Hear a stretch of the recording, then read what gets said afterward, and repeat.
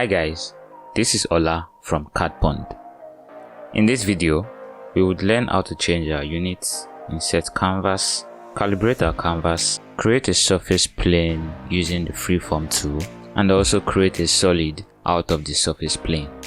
At the end of this video, we would have been able to get to this point where we have created the very basic geometry of our controller pad.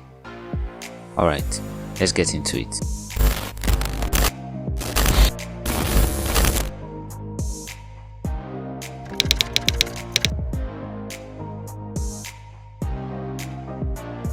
Okay, so the first thing we are going to do is we are within our workspace, and then I would navigate over to the files that I would be using. I would save my files here since this project is already activated, so I think I'm good to just continue my work and all files will be saved here. Alright, then we have to change the units of our model, and what to do is I go over to document setting, select on units, this here, and make it millimeter. So if yours is in millimeter, I would suggest you do that because what we are going to be working on is going to be using the millimeter dimension or unit style. So mine is already set as default, and so I can cancel. The next thing to do is to insert our canvas.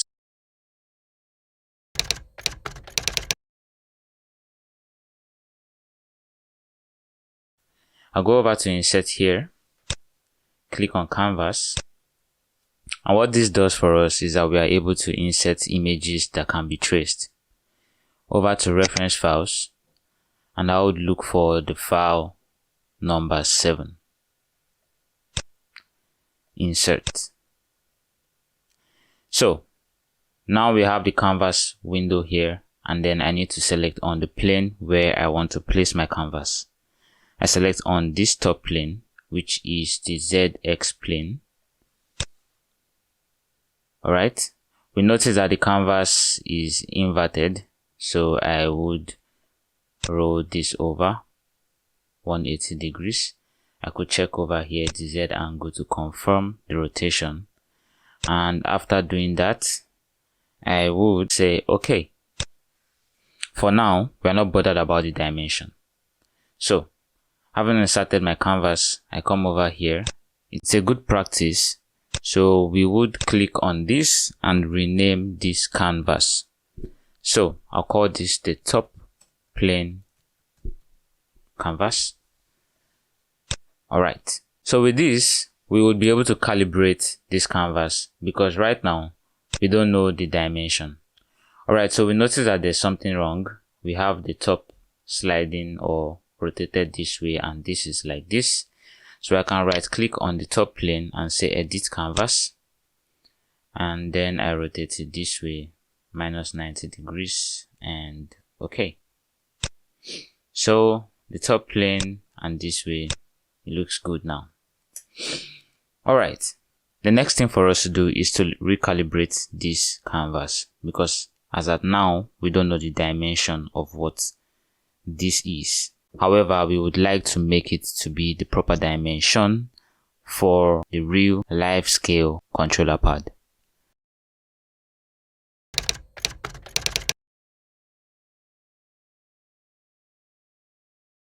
Alright, so the next thing is going to be for us to go back to the reference files, search for the file that contains the drawings where we can get the information of the size of our controller pad. And we have that here. Reference 1, I double click on this, and I double click on this. So we notice that the size, the length of this pad is 152.9 millimeters. So we are just going to say 153, alright? And I would just reduce this, cancel this, and come over here. I'll go back to top plane canvas, right click, and select on calibrate. So what the calibrate does for us is that we are able to select the extreme ends of the object or the canvas and then insert a dimension to it. So visually I can understand that this should be the extreme end at this point, point 1, and let's say this is point 2. And the issue with this is that we try as much as possible to make the points straight to each other. So I'll just do this, or let's say I pick up my grid to make it easier. That'll be better. So I trace out with the grid. I know that this is a line, and select on this point here. All right. So we have 16.572 blah blah blah millimeters, and we change this to 153 based on the dimensions seen in our reference image, and click on enter. Okay. Now the size has increased, and then with this done, the next thing for us to do is to insert another canvas. So I'll go over to home view, zoom out. I can leave the grid lines there. To pan around your workspace, you can hold on to the control button and click on your scroller to move around. So I go back to insert canvas again, and this time around I'm inserting canvas 10. It's not here, weirdly. So I'll just go to resource folder. They should contain the same files, but I don't know why this is so. I'll click on insert, and I would select on this plane, which is our right plane, the plane between the Z and Y axis. I select on this, zoom in, and we can see what we have. This is in the opposite direction, so I would scroll down here and say horizontal flip. All right, and click on OK. All right, so with this, I'll rename this canvas to side plane. Great. At this point, I would make this kind of invisible, and the next thing for us to do is definitely going to be to calibrate this canvas. All right, click on this and say calibrate.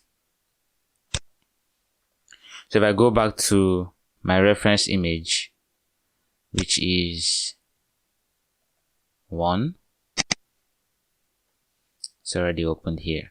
We have 101.9 millimeters as the overall height of the controller. So what we are going to use is that we are going to just approximate and use 102 millimeters. All right, at this point, since we have our grid lines on, I would select my calibration point. Let's click. Let's do this again. Calibrate. I click on this point. I check all the way using the grid line, and the extreme end is somewhere around here, joining with this plane point here. Okay, so that was tricky, and I would call this, or change this to 102 millimeters. All right, with this done, I can check what this looks like this way and rotate. You see that they are kind of almost at the same point, except for possibly a little bit of differences, but that can be overlooked. Let's see. You know what? We are going to change the calibration of this side plane and just make it a little bit larger. All right, so from this point here, instead of having it to be 102 millimeters, then we'll make it 105 millimeters. All right, so this is good, and at this point we are making quite some progress. All right, so now we are done with the side plane, and we are not going to use it right now, so we can hide this and go over to our top plane. There's something important for us to notice here. We notice that the origin point is here. However, we can see through this line that it's different from where this point, the center of this circle is. So to correct that, we are going to edit this canvas again, just to make it symmetrical with the origin planes. So I would suggest moving this way. Okay, that is very massive. So let's try something like 1 point. Okay, 1 is good. Let's say 1,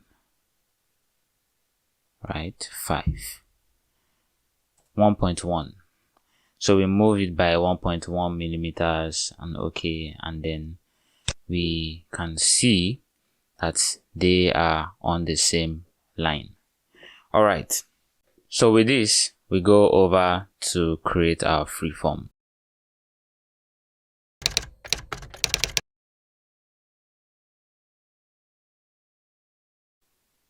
I select on the create form icon or tool, and then our workspace changes. I go to create and I select on plane, right? And so what I'll do is I'm going to create a plane on this face. Sorry, on this planar face. So I would select on this, and then the origin point of this plane to be created, I would say from here, and let's just take it upward this way, right? So we have a 4-faced plane, and that's good for us. I would bring this closer just a little bit, and let's say drag this down just a little bit. It will still be changed, but we just do this. And then I select on OK, right? At this point, I'll click on modify, select all of the planes created, and just move them up this way. All right, so now we have created the basics of what we want to do today, and then the next thing is just to draw and trace out the canvas to cover up every part that we have. So at this point, we know that the pad is symmetrical to each other. That is, this half of the pad is the same as this half of the pad. That's excluding the buttons that we have. So what we need to do is to make sure that whatever we create is symmetrical on both sides.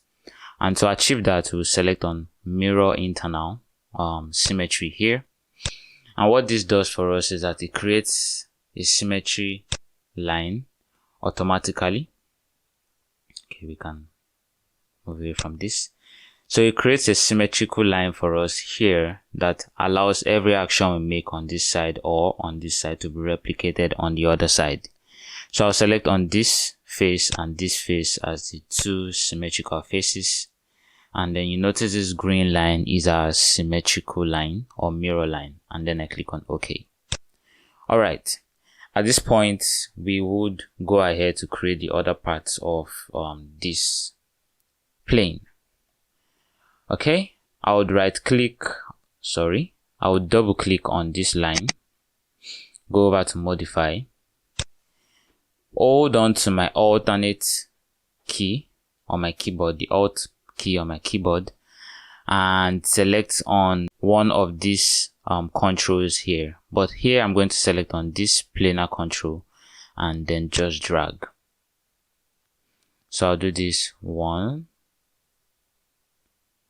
drop, click again, 2, drop, click again, 3, drop, click again, 4.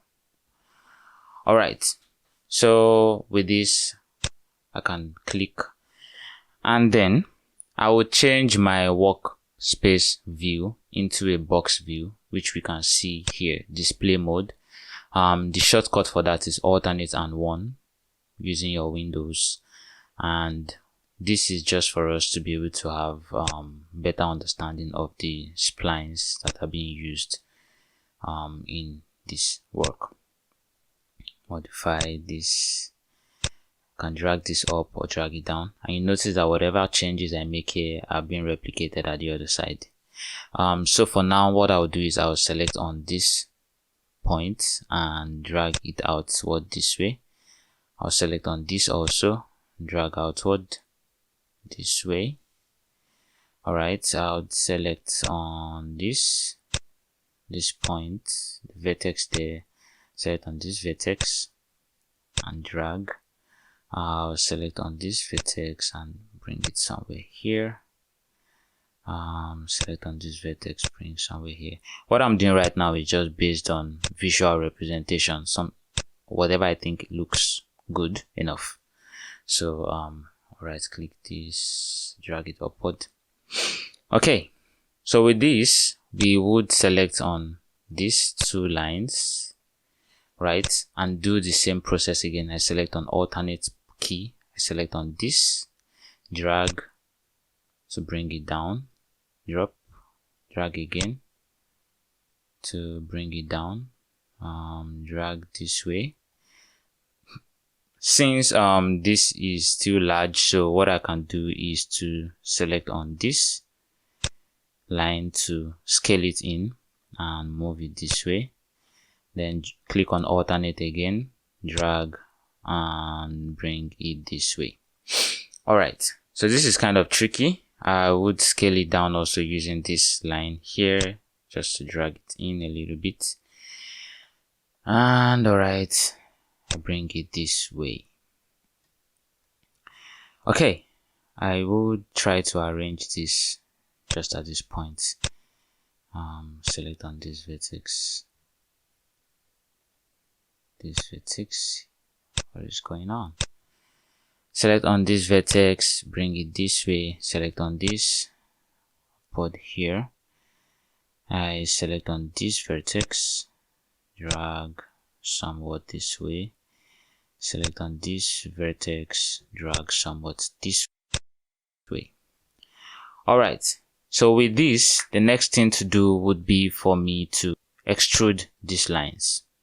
So what I would do is I would select on this first line and select on this. I would also select on the vertex here. Alright, because I noticed that sometimes if I don't, then it creates a space in between. So I haven't done that. I select on the alternate key, and you notice that we have extra 1, 2, 3, and 4 planes or faces here, lines. That's 1, 2, 3, 4. So we're going to create 4 also here. And the purpose for doing that is so that when we join the meshes together, that it gives us a defined and organized kind of result. So I select on this, holding down my alternate key, I drag 1. Let me hold down this, I drag 2, I drag 3, and I drag 4. Alright, so with this I can simply just bring this down. Let's see, snap to grid gone off, layout grid gone off. Let's see how we can. Okay, so it's kind of weird. I'll have to impute my dimension. So let's say 5.5, 5.6 is okay. Come on. 5.8, 5.9, 6. Alright, so 6 is good. I select on this also. Sorry, I want the lines, these lines here. Double click, and then I can drag these lines also downward just a bit. Then I do the same for this. I drag this downward a bit. That's too much. Let's take it by 2. Alright, and this also we drag down just a bit. Let's say 2. Okay, that's weird. Anyways, so we have that done, and then the next thing for us to do would be to extrude once all of these lines here. So I would select 1, 2, 3, 4, holding down my control key, go to my modify, then click on my alternate, click on this planar face and drag it sideways. Alright, so having dragged it sideways, I do that again the second time. Great. And then at this point, what we will need to do is to merge or weld vertices. So we know that this point at the vertices, I go to modify and go over to weld vertices. Alright, I select on this vertex and this, they're welded together, and we notice that the same thing is done here. Alright, so then I would select on this vertex and this, I would select on this vertex and this, select on this vertex and this, I'll select on this vertex and this, I'll select on this vertex and this. Alright, so we have something that looks like our gamepad, but is very not organized. And so what we would do is, okay, we would simply modify this till it suits our desires. So I'll just drag this and do this one after the other. This could take a long time, so I'm going to try to fast forward this process a bit, and we'll meet at the end of this.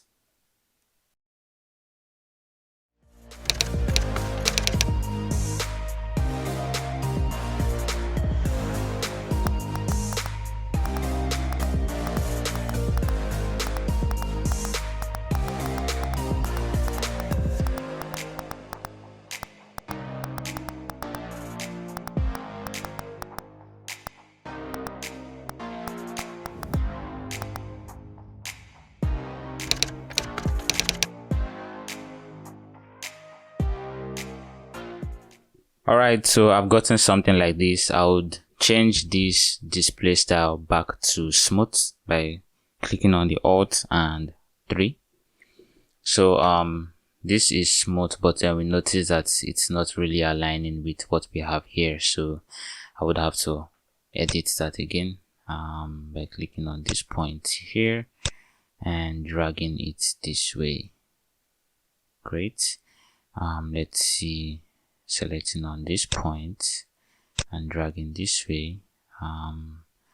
These parts are outside or not aligned, so make them aligned.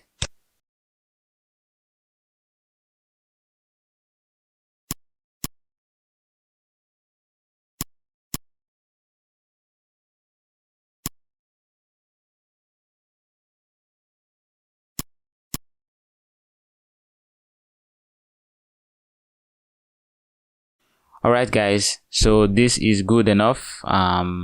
Hopefully you have something better than this.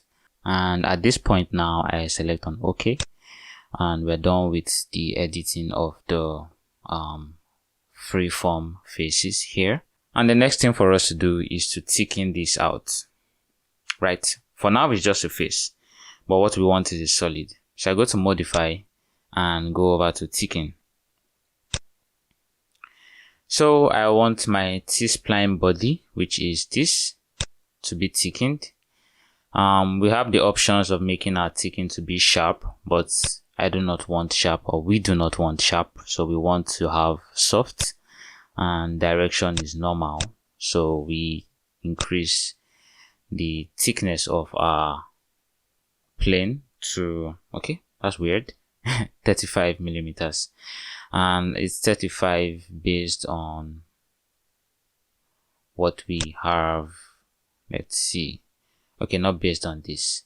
So let's just say 35 millimeters to look something similar to what we have here.